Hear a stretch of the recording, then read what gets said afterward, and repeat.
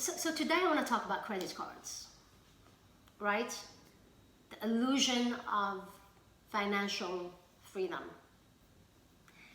And the first thing that need to go is really credit cards, especially at the beginning when we're trying to get to a financial freedom, when we're trying to not give the banks all the money we work hard for.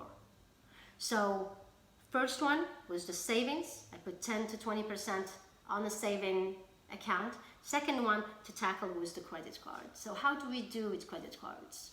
Credit cards, I, like everything else, I put a pen to paper and I wrote down my credit cards, the balances, the interest, what went to the bank, and what was at the end of paying a minimum.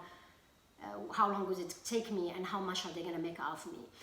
Once you write it down, I mean, this is something that I've done all the time. I write it down, I look at it, I own it, and I understand it.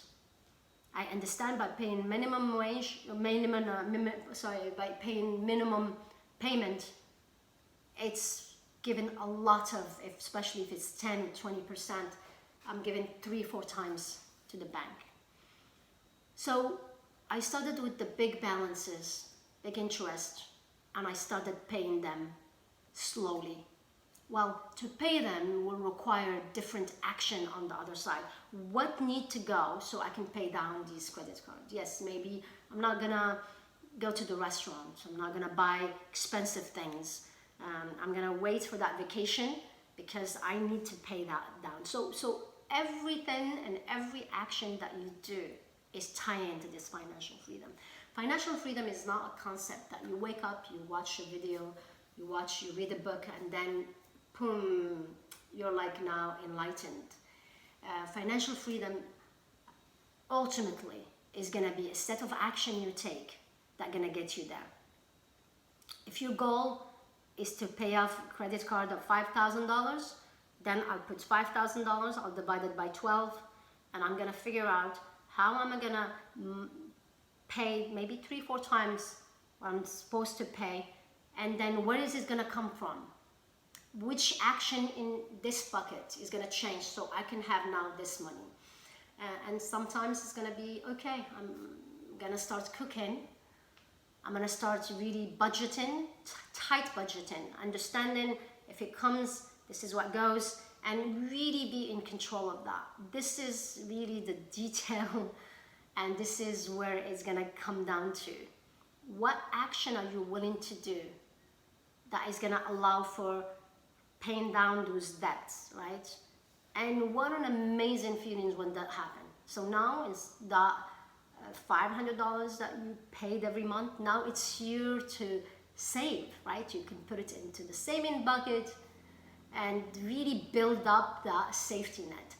The rule for saving is whatever are your expenses. Let's say it's $2,000. My first rule was to put 6 months to a year out saved up.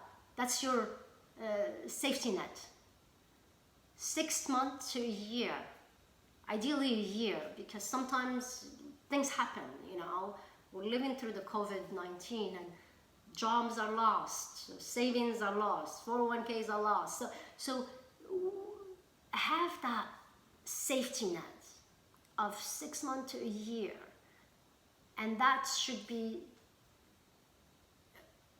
my goal number one, really, is to get that safety net that allows you to really find your way back in the game without having to lose everything you worked so hard for.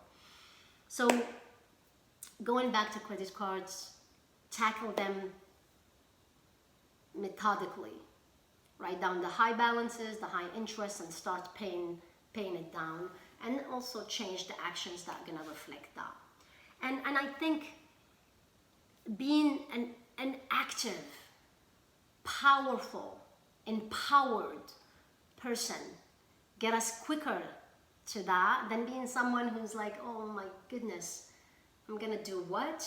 And I'm gonna get into, I'm gonna have to go and look for new skills and work and do that. No, I think your attitude in this journey is gonna be essential.